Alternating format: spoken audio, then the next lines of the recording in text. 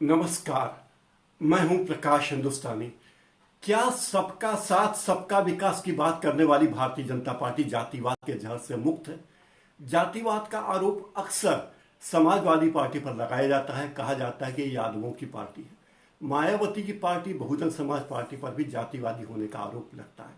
कांग्रेस पर तो यह आरोप हमेशा से ही लगता ही रहा है। लेकिन क्या भारतीय जनता पार्टी जातिवाद के दंश से मुक्त है?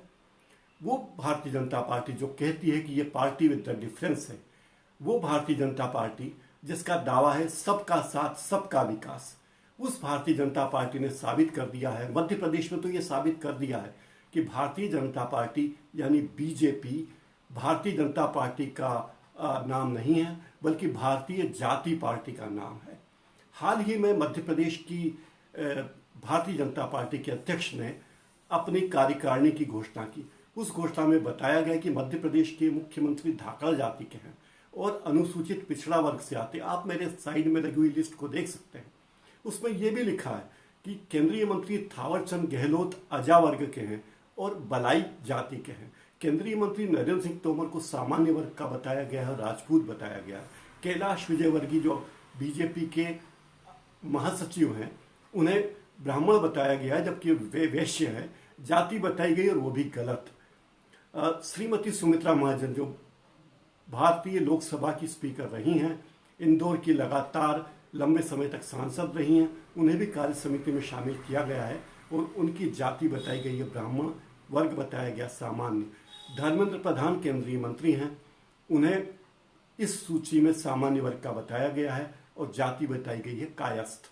ज्योतिरादित्य सिंधिया पूर्व केंद्रीय मंत्री और वर्तमान में राज्यसभा के सदस्य तथा बीजेपी के पोस्टर बॉय ज्योतिरादित्य सिंधिया को कहा गया कि वे ठाकुर जाति, राजपूत जाति के और सामान्य वर्ग के हैं। उसी तरह फग्गन सिंह कुलस्ते जो बहुचर्चित नेता रहे हैं बीजेपी के, उन्हें अजजा वर्ग का दिखाया गया है। केंद्रीय मंत्री प्रहलाद सिंह पटेल को अनुसूचित पिछड़ा वर्ग का दिखाया गया है और जाति बताई गई है लोधी। ये भी कहा जाता है कि प्रहलाद सिंह पटेल पूरे बुंदेलखंड में लोधी लैंड के प्रमुख नेता हैं, लोधी वर्ग के प्रमुख नेता हैं। सत्यनारायण जटिया को जाट बताया गया है, जाटो बताया गया है। प्रभात झा जो मध्य प्रदेश भाजपा के पूर्व अध्यक्ष और पूर्व सांसद हैं, उन्हें बताया गया है ब्राह्मण। राकेश सिंह को राजपूत बताया गया है। लाल सिंह आर्य को जाटो बताया गया है।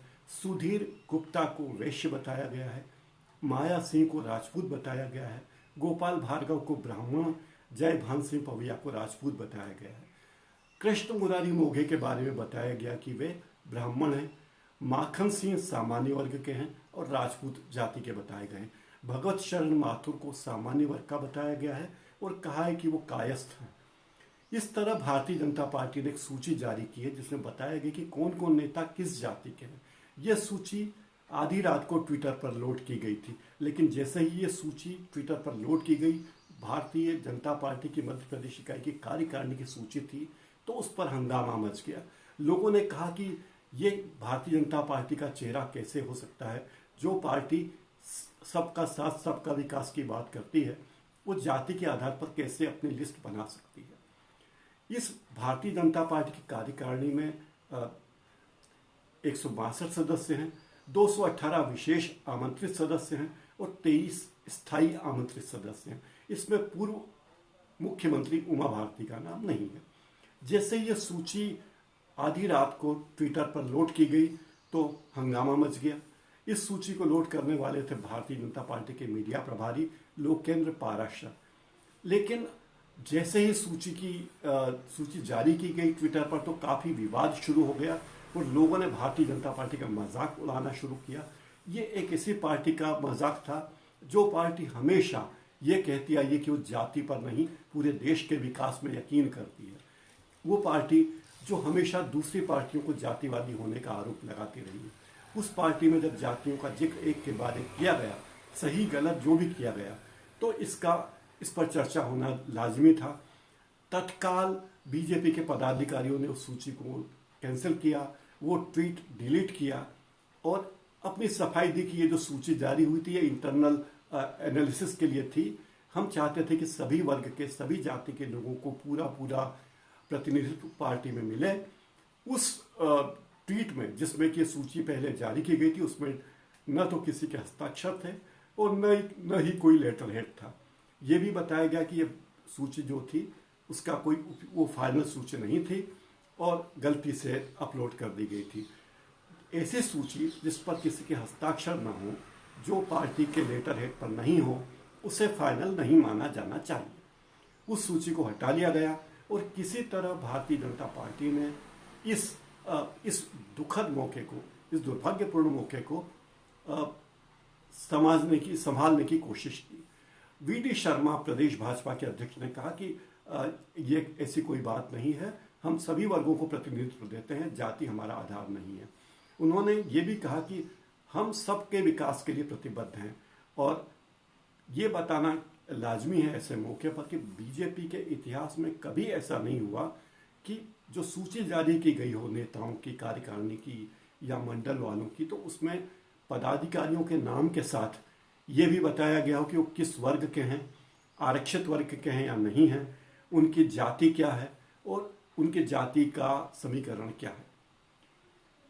ये बात तय है कि लगभग सभी पार्टियों में जाति के आधार पर नेताओं को टिकट बांटे जाते हैं, जाति के आधार पर नियुक्तियां होती हैं और जाति के आधार पर ही नेताओं को एक दूसरे को आगे लाने की कोशिश की जाती है।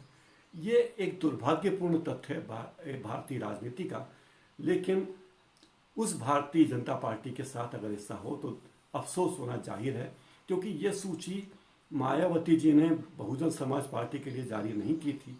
ये सूची मुलायम सिंह यादव या अखिलेश यादव ने भारतीय समाजवादी पार्टी के लिए जारी नहीं की थी।